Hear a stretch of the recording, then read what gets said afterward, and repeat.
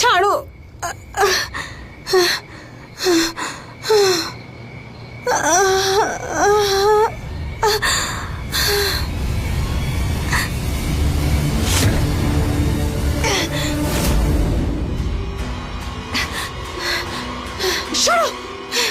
কোথায় গেল? এই ধরো ওকে।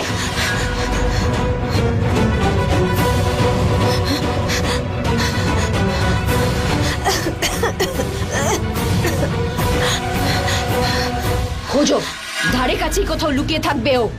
আমাদের বোকা পেয়েছে। হে ভগবান, এরা আমায় করে খুঁজছে।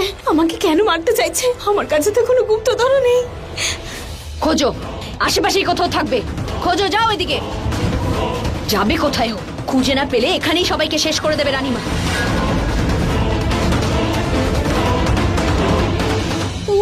উনি এখানে কোথাও নেই। ওই তো আওয়াজ শোনা গেছে ওর। না না, আমরা কোনো আওয়াজ পাইনি। তাহলে দাঁড়িয়ে দাঁড়িয়ে আমাকে কি দেখছো? যাও খোঁজো। আগে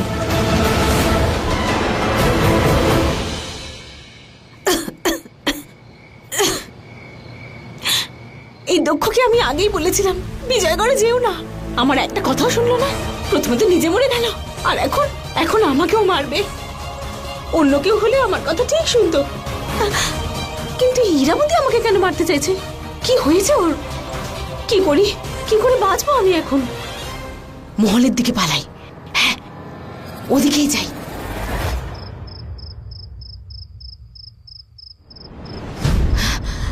বাঁচা গেছে, মহলে এসে গেছি। এখন মহলের সামনে তো কেউ আমাকে মারতে পারবে না।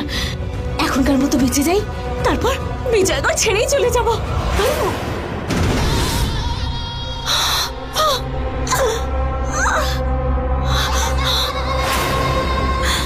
হীরাবতী, আমাকে ছেড়ে দাও। আমি তোমার কি ক্ষতি করেছি? আমাকে ছেড়ে দাও। সবার মৃত্যুর একটা নির্দিষ্ট সময় থাকে।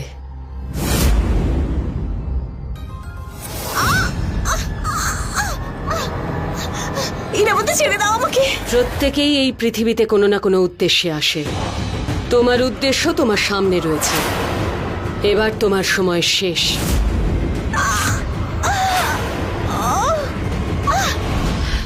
আচ্ছা, পালাতে পালাতে এখানে এসে পৌঁছেছে। একে খোঁজার জন্য সারা জঙ্গল ঘুরে বেরিয়েছি।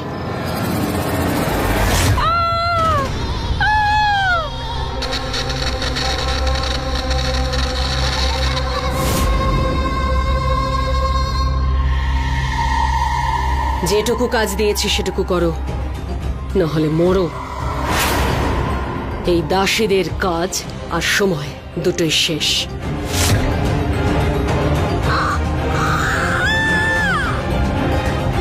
হীরাবতী, আমাকে ছেড়ে দাও। দেখো দেখো, তুমি যা বলবে আমি তাই করব। তুমি আমাকে যা আনতে বলবে তাই আনবো। তুমি যা চাইবে তাই দিয়ে দেবো তোমাকে। ছেড়ে দাও হীরাবতী, ছেড়ে দাও আমাকে। আমি যা বলবো তুমি সেটা করবে। হ্যাঁ, করবো। আমি যা চাইবো তাই দেবে। হ্যাঁ, দেবো। তাহলে দাও, তোমার আত্মা আমায় দিয়ে দাও। আত্মা? তোমায় মরতে হবে নিশি বৌদি, তবেই তো তোমার আত্মা আমি পাবো। আমাকে যেতে দাও হীরাবতী, আমাকে যেতে দাও। আরে, এক্ষুনি তো তুমি আমায় বললে যে আমি যা চাইবো তাই দেবে। আমার এখন তোমার আত্মা প্রয়োজন, এক্ষুনি, এই মুহূর্তে। কারণ আমার বেঁচে থাকার জন্য তোমার মৃত্যুটা খুব প্রয়োজন। তোমায় মরতে দেখে আমার খুব কষ্ট হবে, কিন্তু কি করব? আমি তো মরতে পারি না, সেই জন্য তোমাকে মরতে হবে।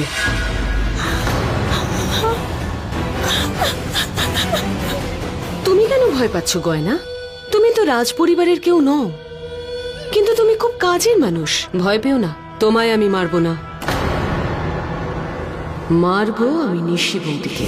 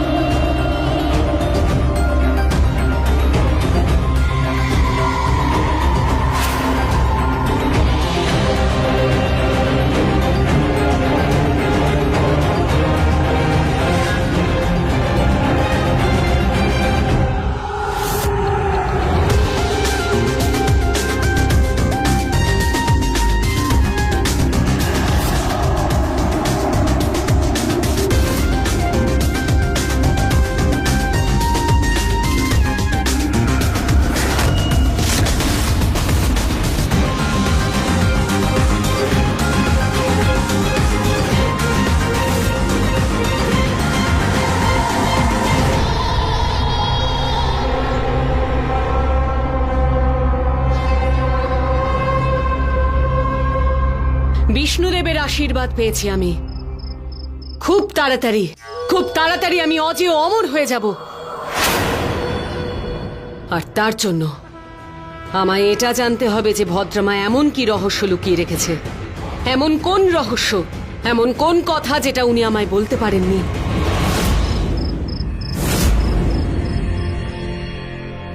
তোমরা দুজনকে ওই গ্রাম থেকে এসেছি। ওই দিক দিয়ে যখন আসছিলাম দেখলাম সেনাপতি ধীর অজ্ঞান হয়ে পড়ে আছেন, তাই ওনাকে এখানে নিয়ে এলাম। যাও, গিয়ে তাড়াতাড়ি মহারানীকে খবর দাও।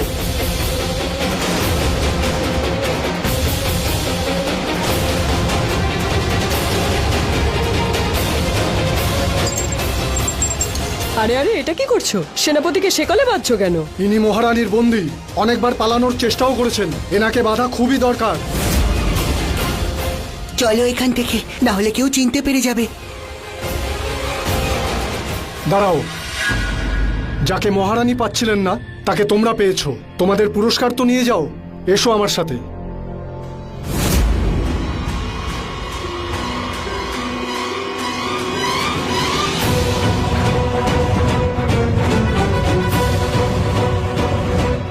এই বৈদ্য ধীরের জন্য এসেছেন। চলো তাড়াতাড়ি আমাকে সাহায্য করো, রাজকুমার ধ্রুব আহত হয়েছেন। চলো।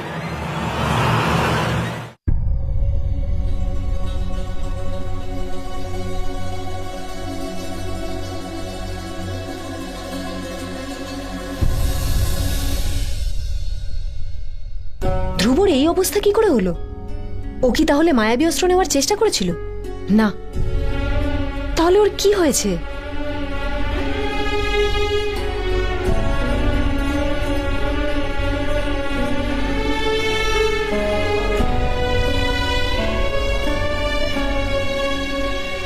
উমাং, বাইরে দেখো যেন কেউ না আসে। মায়া শক্তি করে ওকে ঠিক করতে হবে। কেউ যেন জানতে না পারে যে আমি মায়া শক্তি করছি, ঠিক আছে? ঠিক আছে।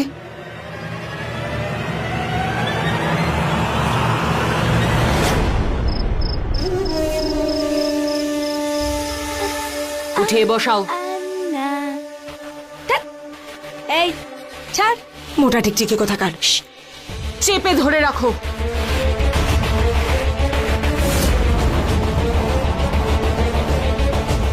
এটা শরীরের নয়, আত্মার খেলা। যা, ওর শরীরে যা আর সত্যি উদ্ঘাটন কর, আর ওর স্মৃতিশক্তি ফিরিয়ে আন। আমাকে সত্যিটা বল।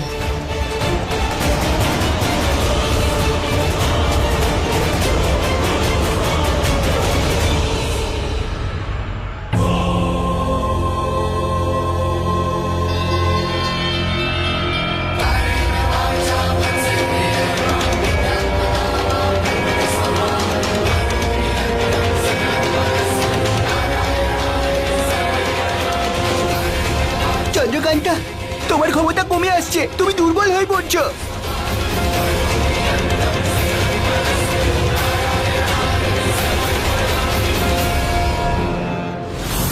চন্দ্রকান্তা,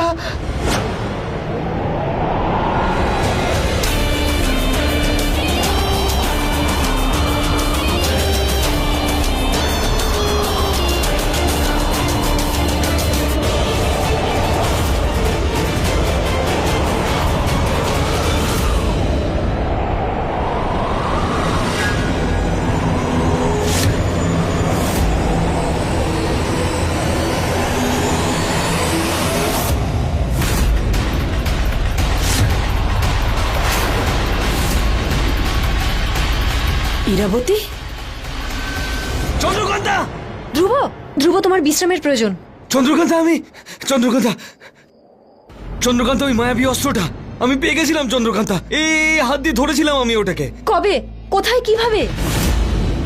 তার মানে আমি যখন আকাশে উজ্জ্বল আলো দেখেছিলাম সেই সময় আমার শরীরের এই চিহ্নটা উজ্জ্বল হয়েছিল। সেই সময় মায়াবী অস্ত্র এসেছিল। তখন কি তুমি ওটা নেওয়ার চেষ্টা করেছিলে? হ্যাঁ, চেষ্টা করেছিলাম।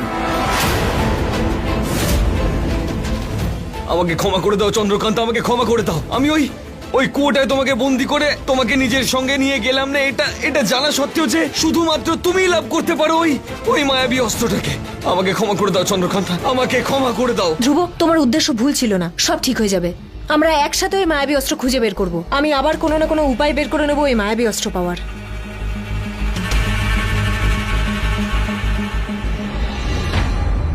ওকে ভয় পেও না, ও উমাং আমার ছোটবেলার বন্ধু। ও সব সময় আমাকে সাহায্য করেছে, আমার পাশে থেকেছে, আর আজও সাহায্য করবে। নমস্কার। আর ধীর, ধীর কোথায়? ও মহলে আছে। তুমি ওর পোখরাজটা বার করেছো? হ্যাঁ বলতে পারো, আবার নাও। কিন্তু এটা প্রমাণ হয়েছে যে ইরাবতী ধীরকে বশ করে রেখেছিল, আর ওর কিচ্ছু মনে নেই। ধ্রুবর লক্ষ্য পূরণের জন্য ও আমাদেরকে সাহায্য করতে পারে, ওকে আমরা আমাদের শক্তি বানাতে পারি।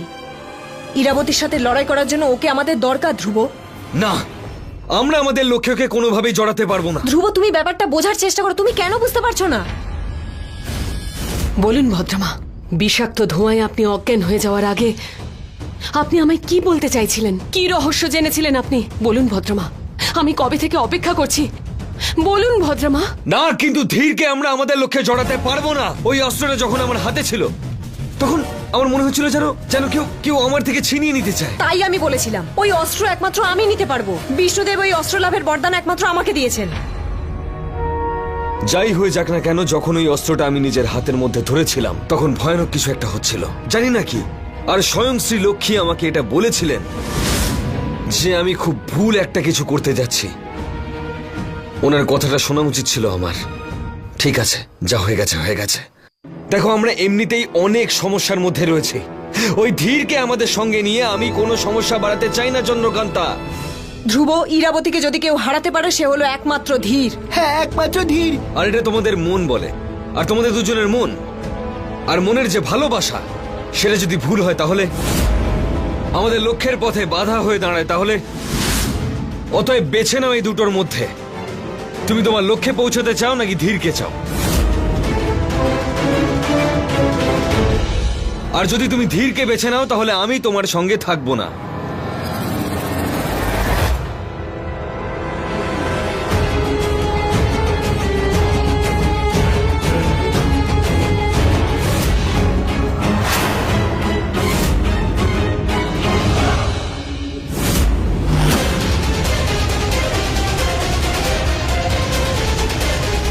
নিজের অতীত থেকে কিছু শেখো চন্দ্রকান্তা।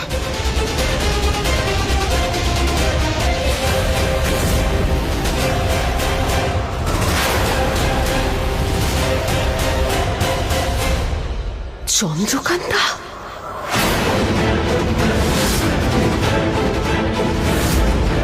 চন্দ্রকান্তা বেঁচে আছে?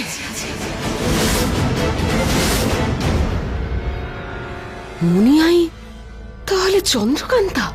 হ্যাঁ ইরাবতী, সেদিন মুনিয়ার আশীর্বাদের দিনে আমি তো তোকে এটাই বলতে আসছিলাম যে ওই মুনিয়া আসলে ওই চন্দ্রকান্তা।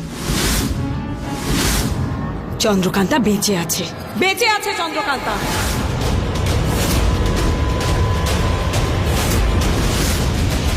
বেছে নিয়েছি আমি ধীর। ধীরের জন্য আমি আমার লক্ষ্য থেকে সরতে পারবো না, তাই আমি ধীরকে ছেড়ে দিলাম। তাহলে কথা দাও।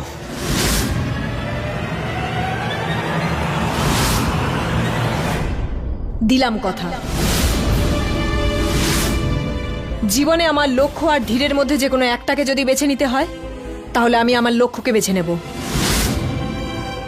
আমার লক্ষ্যের জন্য আমার ভালোবাসাকেও ত্যাগ করতে পারি।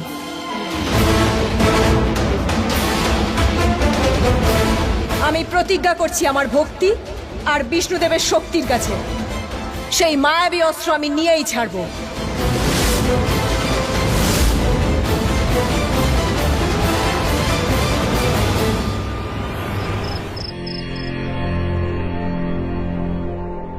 মহারানী ভীষণ রেগে আছেন।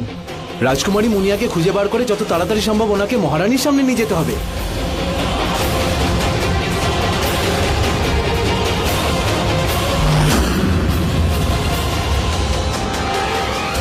মনে হচ্ছে পালিয়ে গেছে। না, উনি এখানেই কোথাও আছেন, খোঁজো ওনাকে। চলো।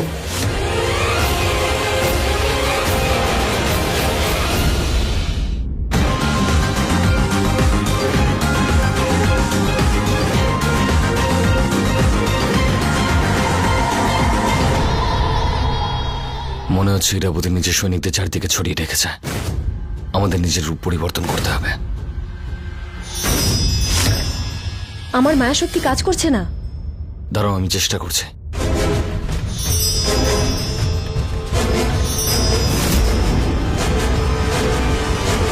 আমারও রূপ পরিবর্তন হচ্ছে না। মনে হচ্ছে ইরাবতী এই মহলের চারিদিকে কোনো জাদু করে রেখেছে, সেজন্যই আমাদের জাদু এখানে কাজ করছে না। চলো এখান থেকে যাওয়া যাক। এখানে শুধু আমার মায়া শক্তি কাজ করবে, একমাত্র আমার, আর অন্য কারুর নয়। যে কোনো রূপেই আসো না কেন, তুমি বাঁচবে না। মৃত্যুর সেনাদের হাত থেকে নিস্তার নেই তোমার। তাহলে আমরা এখান থেকে বেরোবো কি করে? আমরা তো ধরা পড়ে যাব। একটা উপায় আছে। কি?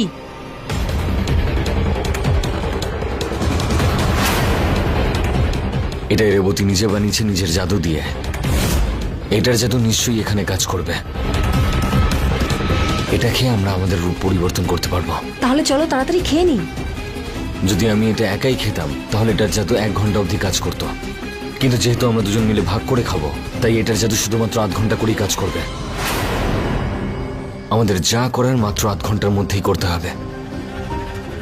এখন এটা ছাড়া আর কোনো উপায় নেই আমাদের কাছে।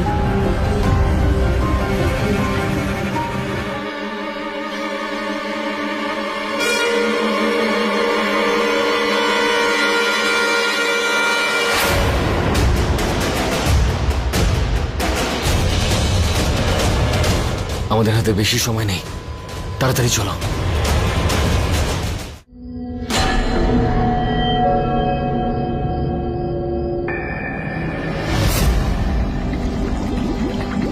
হে মায়াবী জল, বলো স্বয়ং কোথায় আছে?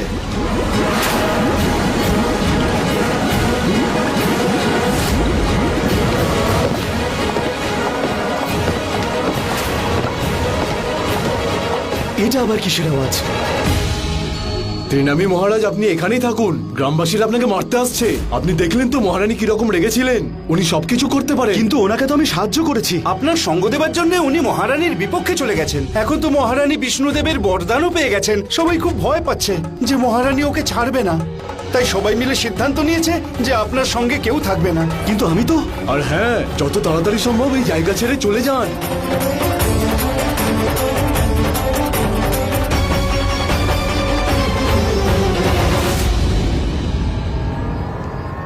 এসব কি হচ্ছে? উমাং! হ্যাঁ, এখানে এত কিছু হয়ে গেল, তুমি কোথায় ছিলে? কোথায় ছিলে তুমি? না, আমি কিছুতেই বলবো না যে আমি চন্দ্রকান্তার কাছে ছিলাম। ওর ব্যাপারে আমি কিচ্ছু বলবো না। উমাং, আমি তোমাকে জিজ্ঞেস করছি। ওই মানে হ্যাঁ, এই তো ওই দুজন, ধরো এদেরকে, নিয়ে চলো মহারানীর কাছে এদেরকে। আরে আমি কি করেছি? উমাং! না, না। উমাং!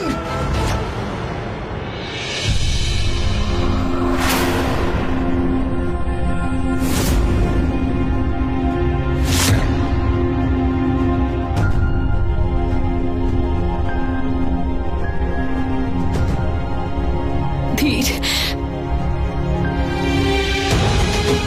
আমার ছেলে ধীর, তুই আমার সেই ছেলে যে আমার জন্য নিজের প্রাণ দিতেও পিছপা হয়নি। আর আমি তোকেই অবিশ্বাস করলাম। ওই মুনিয়ার জন্য আমি তোকে শাস্তি দিয়েছি। আমি ওকে বিশ্বাস করেছি, কিন্তু ও আমাকেই ঠকিয়েছে। মা, তুমি কাঁদছো কেন? প্রহরী, আমার ছেলেকে মুক্ত করে দাও। আমার ছেলে নির্দোষ।